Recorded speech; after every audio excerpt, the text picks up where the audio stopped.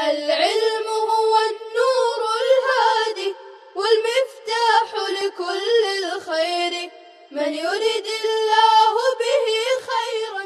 فوسوس إليه الشيطان قال يا آدم هل أدلك على شجرة الخلد أي التي يخلد من يأكل منها وملك لا يفنى وهو لازم الخلود.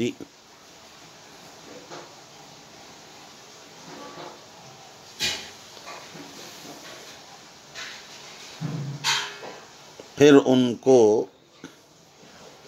یعنی حضرت آدم اور حوا کو شیطان نے بہکایا، کہنے لگا کہ اے آدم، کیا میں تم کو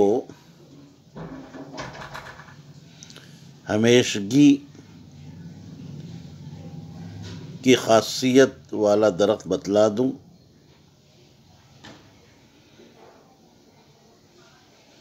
کہ جو اسے کھا لے اسے خلود مل جائے، ہمیشگی مل جائے، وَمُلْكٍ لَا يَبْلَى،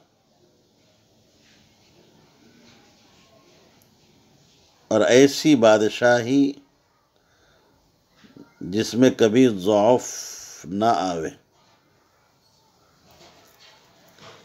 یہ خلود کا لازم ہے.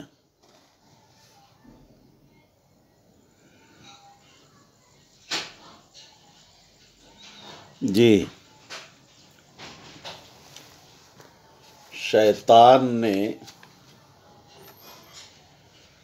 حضرت آدم اور حضرت حوا دونوں کو جھانسے میں لیا، یعنی انہیں بہکایا.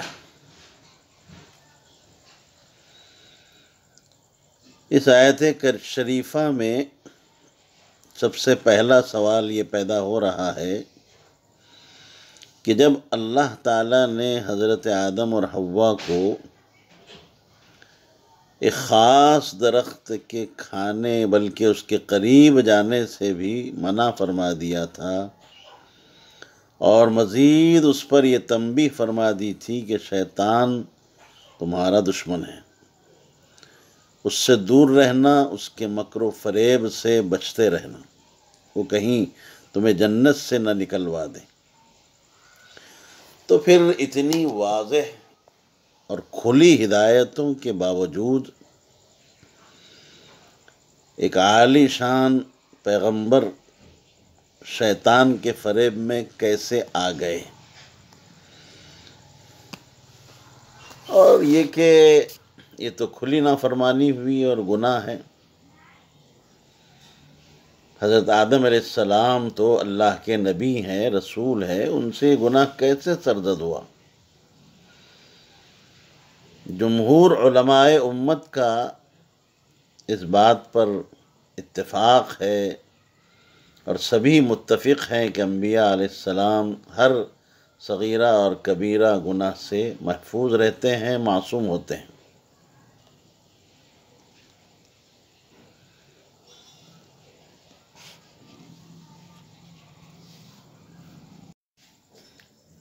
جی،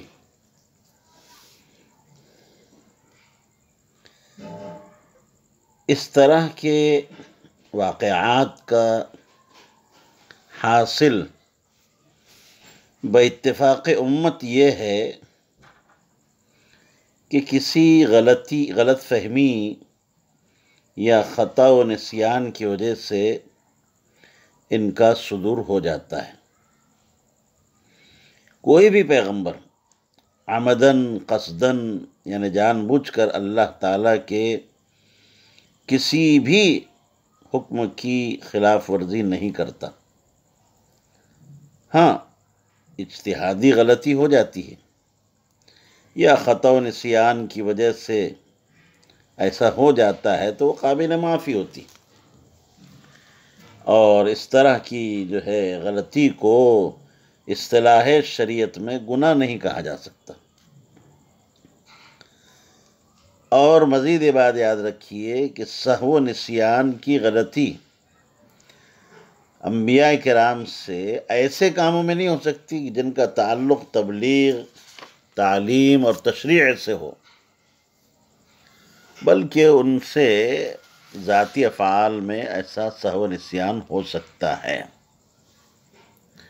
لیکن آپ جانتے ہیں کہ اللہ تعالیٰ کے نزدیک حضرات انبیاء کرام کا جو ہے مقام بہت ہی عرفہ اعلیٰ ہوتا ہے، اور جو بڑے ہوتے ہیں، عظیم ہوتے ہیں، ان سے معمولی سی چوک بھی اگر ہو جائے، چھوٹی سی غلطی بھی ہو جائے تو بڑی غلطی سمجھی جاتی ہے۔ اس لیے قرآن حکیم میں ایسے واقعات کو معصیت سے اور گناہ سے تعبیر کیا گیا ہے اور عتاب بھی کیا گیا، اگرچہ حقیقت کے اعتبار سے وہ گناہ نہیں ہے۔ اس حضرت آدم علیہ السلام کے اس واقعے سے متعلق علماء تفسیر نے بہت ساری توجیحات بیان کی ہیں، مثلا یہ کہ حضرت آدم علیہ السلام کو منع کیا گیا تھا تو ایک خاص درخت کی طرف اشارہ کر کے منع کیا گیا جس کے قریب نہ جاؤ، اور مراد جو ہے خاص یہی درخت نہیں تھا بلکہ اس کی جنس کے سارے درخت مراد تھے۔ جیسے حدیث میں ہے کہ رسول اللہ صلی اللہ علیہ وسلم نے ایک مرتبہ ریشمی کپڑا اور ایک ٹکڑا سونے کا ہاتھ میں لے کر ارشاد فرمایا، یہ دونوں چیزیں میری امت کے مردوں پر حرام ہیں۔ ظاہر ہے کہ حرمت صرف اس کپڑے اور سونے کے ساتھ مخصوص نہیں تھی جو آپ صلی اللہ علیہ وسلم نے اپنے ہاتھ دست مبارک میں لیے تھے، بلکہ اس جنس کے تمام ریشمی کپڑے اور سونے کا یہی حکم ہے۔ لیکن یہاں کسی کو یہ وہم ہو سکتا ہے کہ ممانعت صرف اس کپڑے اور سونے کے ساتھ وابستہ ہے جو اس وقت آپ کے دست مبارک میں تھے۔ اسی طرح حضرت آدم علیہ السلام کو یہ خیال ہو گیا کہ جس درخت کی طرف اشارہ کر کے منع کیا گیا تھا ممانعت اسی کے ساتھ خاص ہے، ایسا حضرت آدم علیہ السلام سمجھے۔ شیطان نے یہی وسوسہ ان کے دل میں مزین کر کے، مستحسن کر کے اور مستحکم کر کے دیا، اور قسم کھا کر یہ اس نے باور کرایا کہ میں تمہارا خیر خواہ ہوں، تمہیں کسی ایسے کام کا مشورہ نہیں دے رہا ہوں جو تمہارے لیے جو ہے مضر ہو۔ جس درخت سے اللہ تعالیٰ نے تمہیں منع فرمایا ہے وہ دوسرا ہے، اس درخت کی ممانعت نہیں ہے۔ یہ بھی ممکن ہے کہ شیطان نے یہ وسوسہ دل میں ڈالا ہو کہ اس درخت کی ممانعت صرف آپ کی ابتدائی پیدائش کے وقت کے ساتھ مخصوص تھی، جیسے چھوٹے بچوں کو ابتدائی عمر میں قوی غذا سے روکا جاتا ہے، ہلکی غذا دی جاتی ہے، اور جب قوت پیدا ہو جاتی ہے تو پھر اس کے بعد ہر غذا کی اجازت ہو جاتی ہے۔ تو اب آپ قوی ہو چکے ہیں، اس لیے ممانعت باقی نہیں رہی۔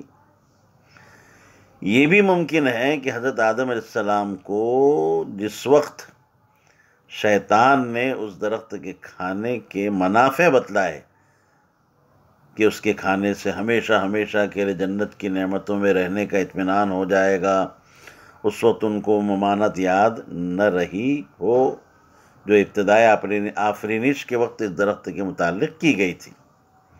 جیسے اللہ تعالیٰ نے فرمایا فَنَسِيَ وَلَمْ نَجِدْ لَهُ عَزْمًا، آدم علیہ السلام سے بھول ہو گئی اور ہم نے ان میں پختگی نہ پائی، اسی احتمال کی تائید کر رہی ہے۔ بہرحال اس طرح کے متعدد احتمالات ہو سکتے ہیں اور علماء تفسیر نے انہیں بیان کیا ہے، جن کا خلاصہ یہ ہے کہ قصداً جان بوجھ کر نافرمانی کا صدور حضرت آدم سے نہیں ہوا، بھول ہو گئی یا اجتہادی لغزش ہو گئی جو حقیقت میں کوئی گناہ نہیں ہے، مگر جیسے اس سے پہلے بھی آپ کو یہ بات بتائی گئی کہ آپ حضرت آدم کی شان نبوت اور قرب خداوندی کے مقام عالی پر فائز تھے، اس اعتبار سے یہ لغزش بھی اور یہ آپ کی خطا بھی بڑی سمجھی گئی، اور قرآن نے اس کو معصیت کے الفاظ سے تعبیر کیا گیا ہے۔ اور آدم علیہ السلام کے توبہ استغفار کے بعد معاف کرنے کا ذکر فرمایا۔ اب بعض حضرات نے یہ بھی جو ہے بحث چھیڑی ہے کہ شیطان کو جنت سے مردود کر کے نکال دیا گیا تھا، تو پھر وہ آدم علیہ السلام کو بہکانے کے لیے وہاں کس طرح پہنچا۔ یہ بحث فضول ہے، اس لیے کہ شیطان کے بہکانے اور وسوسہ ڈالنے کے لیے یہ کہاں ضروری ہے کہ وہ جنت میں داخل ہو کر ہی وسوسہ ڈالے۔ جنات اور شیاطین کو اللہ تعالیٰ نے قدرت دی ہے کہ وہ دور سے بھی دل میں وسوسہ ڈال سکتے ہیں، اور اگر داخل ہو کر بالمشافہہ گفتگو ہی کو تسلیم کیا جائے تو اس کے بھی مختلف احتمالات ہو سکتے ہیں، جس کی تحقیق میں پڑھنا خواہ مخواہ کی بات ہے، لا یعنی بحث ہے۔ پھر جیسے ایک تیسرا سوال کہ آدم علیہ السلام کو اور حوا علیہ السلام کو اللہ تعالیٰ نے پہلے ہی متنبع کر دیا تھا کہ ان الشیطان لکما عدو مبین فلا یخرجنکما من الجنت، ایسا نہ ہو کہ نکال دے تمہیں جنت سے، نکلنا پڑے۔ پھر حضرت آدم علیہ السلام اس کے دھوکے میں کس طرح آ گئے؟ اس کا جواب بھی یہی ہے کہ اللہ تعالیٰ نے جنات و شیاطین کو مختلف شکلوں میں ظاہر ہونے کی قدرت عطا فرمائی۔ ممکن ہے کہ وہ کسی ایسی شکل و صورت میں سامنے آیا ہو کہ جس کی وجہ سے آدم علیہ السلام یہ پہچان نہیں سکے کہ یہ وہ شیطان ہے۔ بہرحال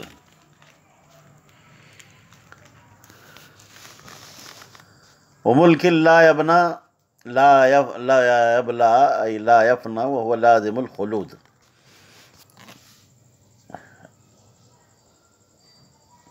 یہ فَأَكَلَا آدَمُ وَحَوَّا مِنْهَا فَبَدَتْ لَهُمَا سَوْآتُهُمَا أَيْ ظَهَرَ لِكُلٍّ مِّنْهُمَا قُبُلُهُ وَقُبُلُ الْآخَرِ وَدُبُرُهُ وَسُمِّيَ كُلٌّ مِّنْهُمَا سَوْءَةً لِأَنَّ انْكِشَافَهُ يَسُوءُ صَاحِبَهُ۔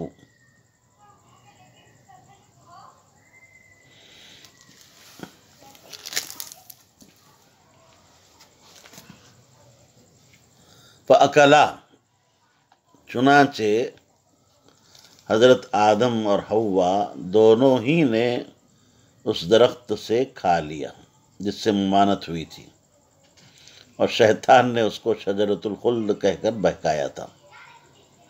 بس کھانا تھا، کھاتے ہی ان دونوں کے سطر ایک دوسرے کے سامنے کھل گئے۔ اَيْ ظَهَرَ لِكُلٍّ مِّنْهُمَا قُبُلُهُ وَقُبُلُ الْآخَرِ، دونوں میں سے ہر ایک کے سامنے ان کی جو ہے قبل اور دبر ظاہر ہو گئے، کھل گئے۔ اب قبل دبر دونوں میں سے ہر ایک کو جو سوءتن کہا گیا ہے، اس کی وجہ یہ ہے کہ ان کا کھلنا اس کے صاحب کو، یعنی صاحب قبول و دبر کو برا محسوس ہوتا ہے، ناگوار لگتا ہے، اس وجہ سے اس کو سوءتن سے کیا کیا گیا ہے، تعبیر کیا گیا ہے۔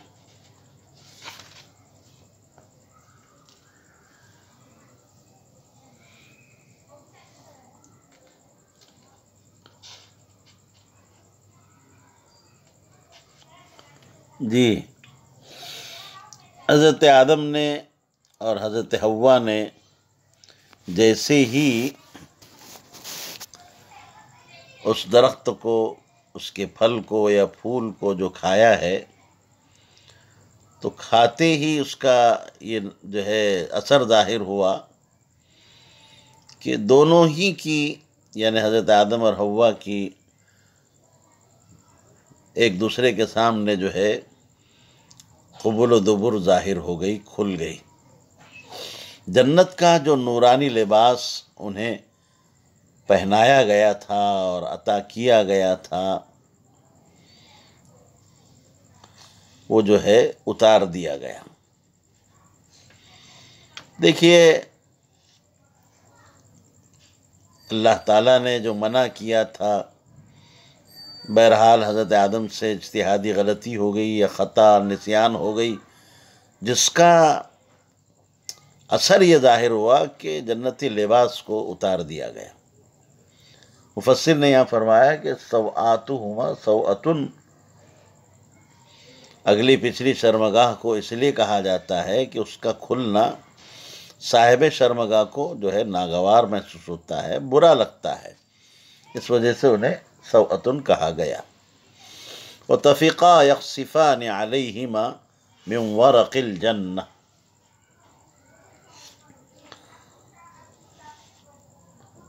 اور وہ دونوں اپنے بدن کے اوپر جنت کے درختوں کے پتے چپکانے لگے۔ یخصفان اخذا یلزقان علیہما من ورق الجنت لیستترا بہ، تاکہ اپنے بدن کو ڈھانکنے کے لیے۔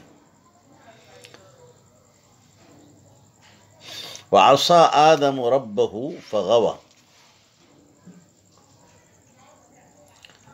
فعصى آدم ربه فغوى،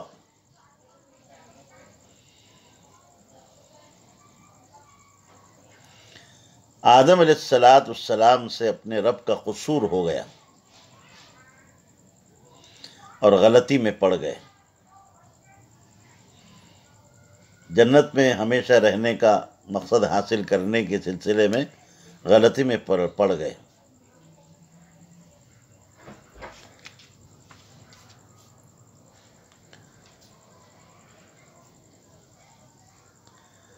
جی، اس آیت کریمہ میں حضرت آدم علیہ السلام کی نسبت صاف صاف لفظوں میں عصا اور اس کے بعد غوا فرمایا گیا۔ آپ کو معلوم ہونا چاہیے کہ حضرت آدم علیہ السلام کا یہ عمل شرعی قانون کے روح سے گناہ میں داخل نہیں تھا،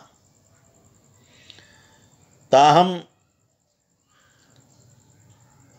آدم علیہ السلام کے رسول اور مقربین خاص میں سے ہونے کی وجہ سے ان کی ادنا سی لغزش کو بھی بڑے جو ہے بھاری لفظوں سے عصیان کہہ کر تعبیر کیا گیا اور اس پر عتاب بھی کیا گیا۔ لفظ غوا دو معنی میں مستعمل ہوتا ہے۔ اس کا ایک معنی تو ہوتا ہے زندگی کا تلخ ہو جانا، عیش کا مقدر ہو جانا، خراب ہو جانا، اور دوسرے معنی گمراہ ہو جانے، غافل ہو جانے کے آتے ہیں۔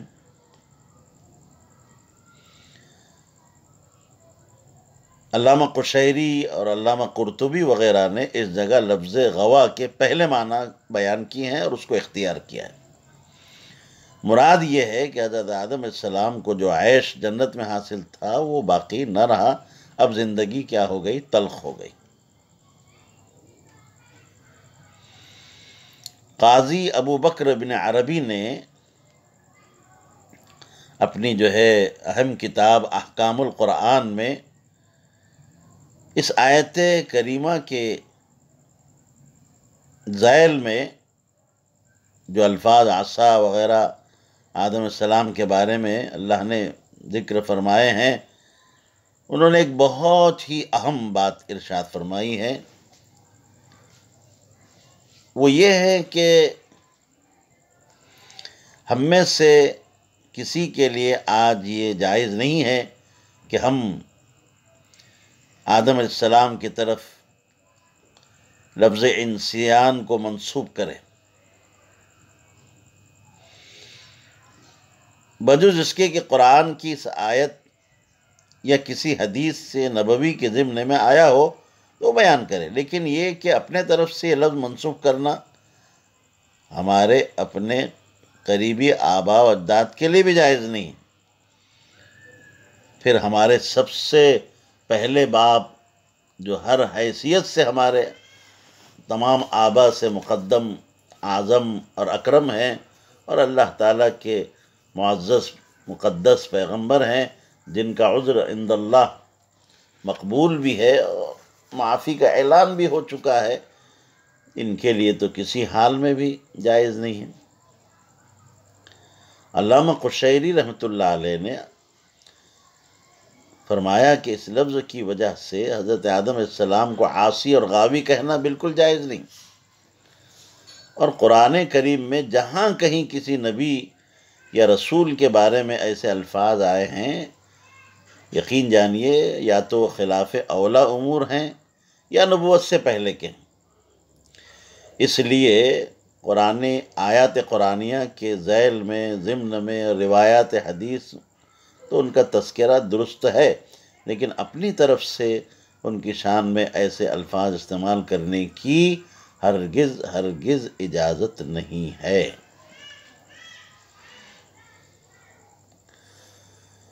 ثم اجتباہ ربہ قربہ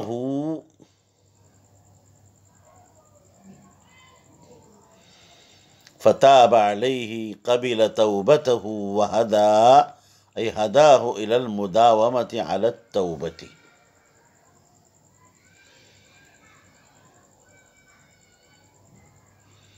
جب حضرت آدم علیہ السلام نے بارگاہ ایزدی میں معذرت پیش کی تو ان کے رب نے زیادہ مقبول بنا لیا اور ان پر مہربانی سے توجہ فرمائی اور راہ راست پر ہمیشہ قائم رکھا، راہ راست پر ہمیشہ قائم رکھا۔ ہداہ الی المداومۃ علی التوبہ، مداومت علی التوبہ پر اللہ تعالیٰ نے ان کو کی جو ہے رہنمائی فرمائی۔ پھر ایسی خطا نہیں ہوئی۔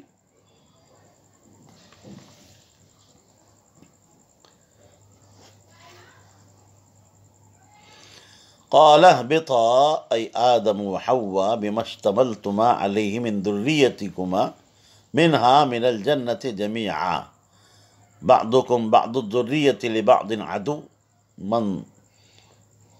من ظلم بعضهم بعضا۔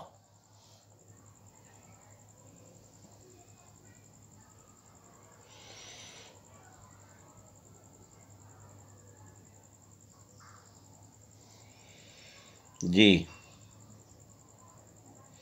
اللہ تبارک و تعالیٰ نے فرمایا کہ دونوں کے دونوں جنت سے اتر جاؤ۔ اہبطا امر کا صیغہ تثنیہ حاضر، اتر جاؤ۔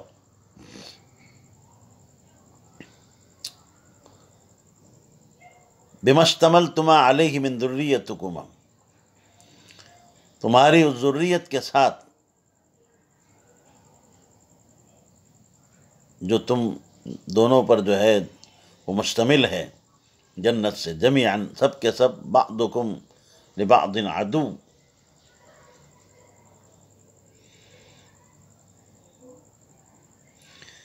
اس حالت میں اتر جاؤ کہ تمہارے اولادوں میں ایک کا دشمن ایک ہوگا، ایک دوسرے پر ظلم کرنے کی وجہ سے۔ اہبطا منہا جمیعا، یعنی جنت سے دونوں اتر جاؤ۔ یہ خطاب حضرت آدم اور ابلیس دونوں کے لیے بھی ہو سکتا ہے۔ تو اس صورت میں بعضکم لبعض عدو کا مضمون بالکل واضح ہے کہ دنیا میں جا کر بھی شیطان کی دشمنی جاری رہے گی، باقی رہے گی۔ اور اگر یہ کہا جائے کہ شیطان کو تو اس واقعے سے پہلے ہی جنت سے نکالا جا چکا تھا، اب اس کو اس خطاب میں شریک قرار دینا بعید ہے۔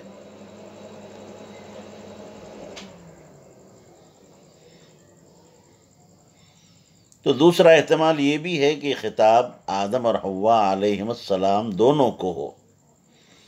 اس صورت میں باہمی عداوت سے مراد ان کی اولاد میں باہمی عداوت ہونے کو بیان کرنا ہے، جیسے کہ ہمارے مفسر نے بات بیان کی۔ ظاہر ہے کہ اولاد میں باہمی عداوت ماں باپ کی زندگی بھی تلخ کر دیتی ہے، اجیرن بنا دیتی ہے۔ اللہ میری آپ کی سب کی حفاظت فرمائے۔ فَإِمَّا فِيهِ إِدْغَامُ نُونِ إِنِ الشَّرْطِيَّةِ فِي مَا الزَّائِدَةِ يَأْتِيَنَّكُم مِّنِّي هُدًى، پھر اگر تمہارے پاس میری جانب سے کوئی ہدایت کا ذریعہ یعنی رسول یا کتاب پہنچے تو فَمَنِ اتَّبَعَ هُدَايَ الْقُرْآنَ فَلَا يَضِلُّ فِي الدُّنْيَا وَلَا يَشْقَى فِي الْآخِرَةِ، تو تم میں جو شخص میری اس ہدایت کا اتباع کرے گا یعنی قرآن کا اتباع کرے گا فلا یضل فی الدنیا، تو وہ نہ دنیا میں گمراہ ہوگا اور نہ آخرت میں شقی ہوگا۔ ومن اعرض عن ذکری القرآنی، اور جو میری اس نصیحت سے یعنی قرآن سے اعراض کرے گا، فلم یؤمن بھی، اس پر ایمان نہیں لائے گا، فإن له معیشة ضنکا بالتنوین مصدر بمعنى ضیقة ضیقة وفسرت في حدیث بعذاب الكافر في قبره۔ ونحشره أي المعرض عن القرآن يوم القيامة أعمى، أي أعمى البصر أو القلب۔ تو جو شخص میری اس نصیحت سے یعنی قرآن سے اعراض کرے گا تو اس کے لیے قیامت سے پہلے دنیا اور قبر میں تنگی کا جینا ہوگا۔ تنوین کے ساتھ یہ مصدر ہے، ضیقتن کے معنی میں ہے۔ حدیث پاک میں معیشتاً ضنکا کی تفسیر بعذاب الکافر فی قبرہ، کافر کے عذاب قبر سے کی گئی ہے۔ وَنَحْشُرُهُ، اور ہم قیامت کے روز اس کو اندھا کر کے قبر سے اٹھائیں گے، معرض عن القرآن کو، اعمی البصر او القلب، آنکھوں کا اندھا یا دل کا اندھا۔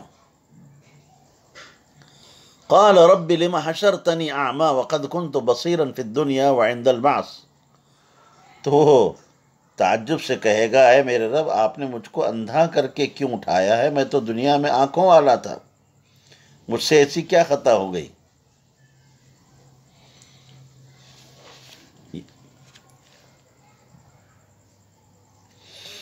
جی، ومن اعرض عن ذکری، جو میرے ذکر سے یعنی قرآن سے، ذکر سے مراد قرآن بھی ہے، جیسے کہ ہمارے مفسر نے قرآن مراد لیا ہے، اور رسول اللہ صلی اللہ علیہ وسلم کی ذات اقدس بھی ہو سکتی ہے، جیسے کہ اس کی تائید دوسری آیت سے ہو رہی ہے، ذکر الرسول آیا ہے۔ بہرحال دونوں کا حاصل یہ ہے کہ جو شخص قرآن سے یا صاحب قرآن آپ صلی اللہ علیہ وسلم سے اعراض کرے، اعراض یعنی قرآن کا مطلب ہے کہ قرآن کی تلاوت اور اس کے احکام پر عمل پیرا ہونے سے، یا رسول اکرم صلی اللہ علیہ وسلم کی اتباع سے اعراض کرے، تو اس کا انجام یہ ہے فإن له معیشة ضنکا ونحشره یوم القیامة اعمی، اس کی معیشت تنگ ہوگی اور قیامت میں اس کو اندھا کر کے اٹھایا جائے گا۔ پہلا عذاب دنیا ہی میں اس کو مل جائے گا، اور دوسرا یعنی اندھا ہونے کا عذاب قیامت میں ہوگا۔ جی، یہاں ایک سوال یہ پیدا ہو رہا ہے کہ دنیا میں معیشت کی تنگی تو کفار اور فجار کے لیے مخصوص نہیں ہے، مومن صالحین کو بھی ہم دیکھتے ہیں کہ انہیں بھی تنگی پیش آتی ہے، بلکہ انبیاء علیہ السلام کو سب سے زیادہ شدائد اور مصائب اس دنیا کی زندگی میں اٹھانے پڑتے ہیں۔ صحیح بخاری اور تمام کتب احادیث میں یہ روایت منقول ہے، جو حضرت سعد وغیرہ سے جو ہے روایت ہے کہ رسول اکرم صلی اللہ علیہ وسلم نے فرمایا کہ دنیا کی بلائیں اور مصیبتیں سب سے زیادہ انبیاء پر سخت ہوتی ہیں، ان کے بعد الاقرب فالاقرب، جو جس درجے کا صالح ہو، ولی ہو، اس کی مناسبت سے اس کو یہ تکلیفیں پہنچتی ہیں۔ اس کے بالمقابل ہم دیکھتے ہیں کہ عموماً کفار، فجار خوشحال ہوتے ہیں، عیش و عشرت میں جو ہے زندگی گزارتے ہیں. تو پھر یہ ارشاد قرآنی کہ ان کے لیے معیشت تنگ ہوگی، آخرت کے لیے تو ہو سکتا ہے دنیا میں خلاف مشاہدہ معلوم ہوتا ہے. اس سوال کا بے غبار جواب یہ ہے کہ یہاں دنیا کے عذاب سے عذاب قبر مراد ہے، کہ قبر میں ان کی معیشت تنگ کر دی جائے گی. خود قبر جو ان کا مسکن بنے گی ان کو ایسا بھینچے گی اور دبائے گی کہ ان کی پسلیاں ٹوٹنے لگے گی. جیسے بعض احادیث میں اس کی صراحت ہے کہ رسول اللہ صلی اللہ علیہ وسلم نے معیشت ضنکا کی تفسیر فرمائی کہ اس سے مراد قبر کا عالم. حضرت سعید بن جبیر رحمۃ اللہ علیہ جو امام تفسیر ہے، انہوں نے تنگی معیشت کا یہ مطلب بھی بیان کیا ہے کہ ان سے قناعت کا وصف چھین لیا جائے گا اور دنیا کی حرص بڑھا دی جائے گی، جس کا نتیجہ یہ ہوگا کہ اس کے پاس کتنا ہی جو ہے دولت کا انبار لگ جائے، قلبی سکون اس کو نصیب نہیں ہوگا، قناعت ہی نہیں ہوگی. ہمیشہ مال کی تکثیر کی فکر ہوگی اور نقصان کے جو ہے خطرات اس کو جو ہے بے قرار اور بے چین رکھیں گے. آپ دیکھتے ہیں دنیا میں عام اہل تمول کا یہی حال ہے، ہم اس کا مشاہدہ آئے دن کر رہے ہیں، جس کا حاصل یہ ہے کہ ان لوگوں کے پاس سامان راحت تو بہت ہے، مگر در حقیقت میں راحت جس کا نام ہے ان کو وہ نصیب نہیں ہے. کیوں؟